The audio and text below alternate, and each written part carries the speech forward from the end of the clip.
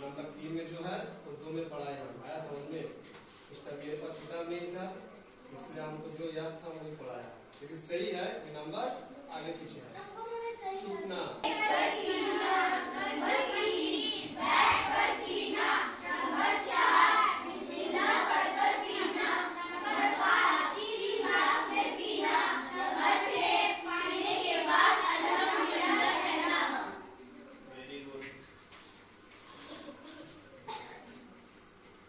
आप दूध पीने के बाद भी दुआ ऐसे ही सुना।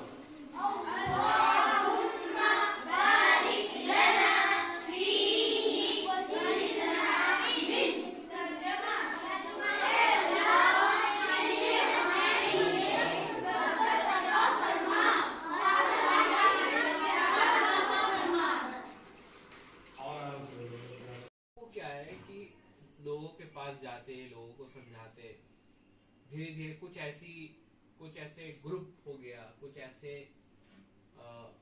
लोग तैयार हो गए जो हमारे नबी के साथ में रहने लगे, उठने लगे, बैठने लगे, साथ में रहने लगे। कुछ ऐसे लोग थे जिनको सिर्फ नबी का साथ ही चाहिए और कुछ नहीं चाहिए, ने उनको किसी से मतलब नहीं, सिर्फ वो नबी के साथ में रहते थे। तो वो चंद ऐसे लोग थे, जिसमें आता है 70 प्लस और 100 और 200 भी आता है कहीं कहीं। उसको बोलते हैं हम लोग असहाबे सुफ़ा। असहाबे सुफ़ा एक मस्जिद नबवी के सामने में एक छोटा सा हॉल बोल सकते हैं, एक छोटा सा हॉल, एक छोटा सा एरिया था जहां पे वो सारे सहाबा जो इल्म के भूखे थे और पेट से भी भूखे थे, वो वहां हमेशा रहते थे। नबी अलैहिस्सलाम जब भी कुछ अहम बात करते तो उनको बताते। तो बहुत सारा इल्म उनसे हम पूरी दुनिया में फैला। जाहिर सी बात, जो टीचर के पास में रहेगा, टीचर जो बात बोल रहा है वो उस तक सबसे पहले पहुंचेगा। क्योंकि उस जमाने में मदरसा नहीं था, मकतब नहीं था, कुछ नहीं था। इल्म वहां से शुरू हुआ। धीरे धीरे धीरे धीरे सिलसिला तो ऐसे ही चलता रहा। लोग जानने वाले के सोहबत में, जानने वालों के साथ में रहते, उनसे इल्म सीखते। फिर लोगों को मस्जिद में लाया जाने लगा। इसलिए उलमा कराम फरमाते हैं, मस्जिद नबवी दुनिया की सबसे पहली यूनिवर्सिटी है जहाँ हर तरह का इल्म सिखाया जाता था। आज मैं आप सबके सामने मकतब की अहमियत और कुरान शरीफ पढ़ने की ज़रूरत के हवाले से कुछ अर्ज़ करना चाहती हूँ। मकतब वो जगह है जहाँ से हमारे बच्चों की तालीम और तरबियत की इब्तिदा होती है। यहाँ सिर्फ स्कूल की तालीम नहीं बल्कि दीन की समझ भी दी जाती है। मकतब वो अव्वल दर्जा है जहाँ से हमारे बच्चे कुरान और दीन की बुनियादी तालीम हासिल करते हैं। कुरान शरीफ जो हमारे रब का पैगाम है, हर मुसलमान के लिए हिदायत का ज़रिया है। ये हमारी ज़िंदगी का हर पहलू में रहनुमा है और हमें सही और गलत का फ़र्क समझाता है। कुरान पढ़ना और इसकी तालीम हासिल करना हर मुसलमान पर फ़र्ज़ है। कुरान सिर्फ पढ़ने के लिए नहीं बल्कि समझने और अपनी ज़िंदगी में उस पर अमल करने के लिए है। मकतब में हमारे बच्चों को सिर्फ कुरान ही नहीं बल्कि इसके अहकाम और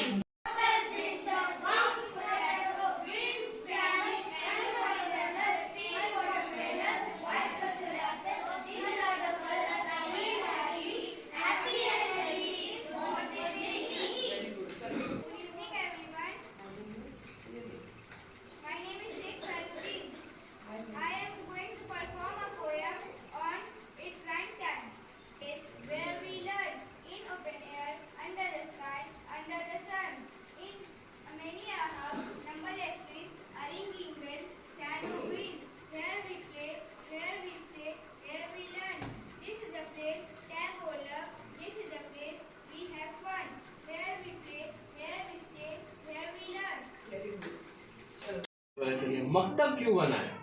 तो मकतब इसलिए बना है कि मदरसा का एक अपना एक स्टैंडर्ड है, ठीक है।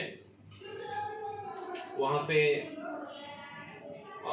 हाफिज हो, चाहे वो बेसिक दीन का हो, चाहे वो आलिमियत हो, और फुल टाइम कोर्स है, पार्ट टाइम कोर्स है, शॉर्ट टाइम कोर्स है। लेकिन मदरसा कायम इसलिए किया गया, मकतब इसलिए कायम किया गया कि शॉर्ट लेवल पे लेट्स से 50 स्टूडेंट, 100 स्टूडेंट, और उनको टारगेट किया गया। यहाँ पे टारगेटेड स्टूडेंट कौन से है? टारगेटेड स्टूडेंट वो है जो स्कूल और कॉलेज में पढ़ते हैं।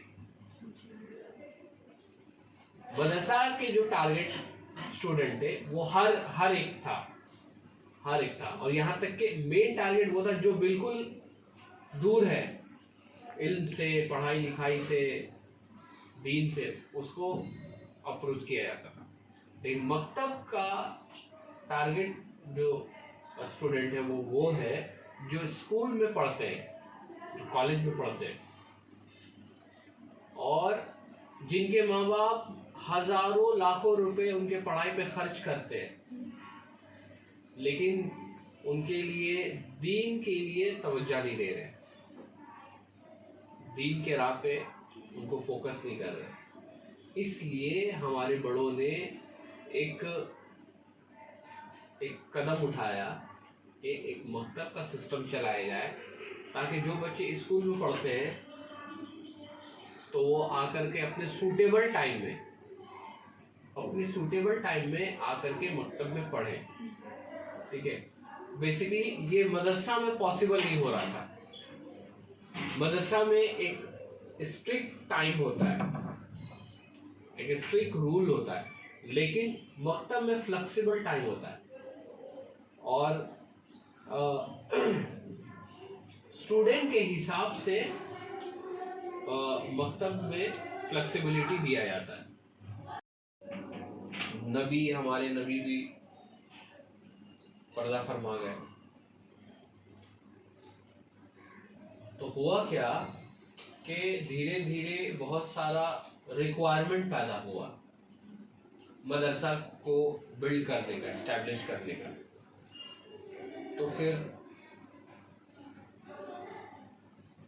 जैसे लोगों को एहसास कब हुआ कि मदरसा बनाना चाहिए, जो बड़े बड़े लोग हैं जिन्होंने मदरसा एस्टैब्लिश किया है, उनका जब हम लोग बायोग्राफी पढ़ेंगे तो पता ये चलेगा कि लोग बिल्कुल जाहिल थे, लोग लिखना पढ़ना नहीं जानते थे, लोग दीन से भी दूर है, लोग दुनिया से भी दूर है, बहुत